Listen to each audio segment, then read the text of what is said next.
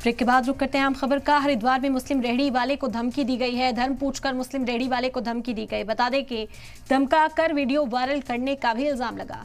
बुध को धमकी वाला वीडियो वायरल हुआ। हिंदूवादी कारकुन बताते हुए इसने धमकी दी है। वीडियो वायरल होने के बाद पुलिस हरकत में आई और वीडियो में जो दिख रहा मुलजिम है उसे गिरफ्तार किया गया है। माहौल बिगाड़ने की धारा के तहत केस दर्ज हुआ है। मुलजिम को कोर्ट में पेश करके उसे जेल में भी बंद कर दिया गया है।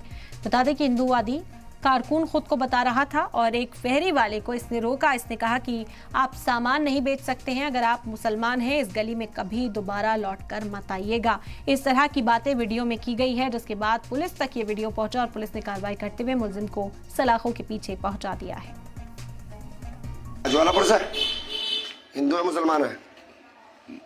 हिंदू है मुसलमान है? मुसलमान। आधार कार्ड दिखा अपना। अच्छा, आधार कार्ड दिखा अपना। कार्ड तो नहीं है दोबारा यहाँ दिखाई ना दीजिए। मुसलमानों की एंट्री है, कनकल में अलाउ नहीं है, ध्यान रख लिए। तुझे प्यार से समझा रहा बजरंग दल से हूँ, राष्ट्रीय महाकाल से ना दोबारा समझाने का नहीं, ध्यान रखिए। कनकल और हरकी पैड़ी के अंदर मुसलमानों की एंट्री नहीं है। यहाँ तुम ये लोहा टीन बेचने के बहाने उल्टे सीधे कर्म करते फिरोगे, यहाँ तुम्हें कोई रोकने वाला नहीं। पागल समझ रखा तुमने? मैं है दोबारा दिखाई ना दीजिए। तुझे अभी खाली में समझा के भेज रहा और दोबारा समझाने का नहीं। मैं ध्यान रख लिया, इस गली के अंदर ये रेड़ा घुसना नहीं चाहिए तेरा। मैं पहले बता रहा तुझे, मुसलमानों की एंट्री बंद है यहाँ। निकलने से लेके लोहे टीन को नहीं तो तेरे अंदर से लोहे टीन में बंद करके भेजूंगा तुझे।